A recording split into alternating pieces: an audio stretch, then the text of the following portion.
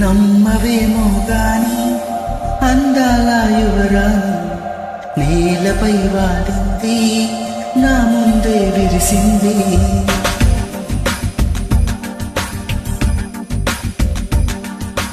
నమ్మవేమో గాని అందాల యువరాణి నేలపై వాలింది, నా ముందే విరిసింది. అందుకే అమాంతం నామది, అక్కడే నిశ్శబ్దం అన్నది.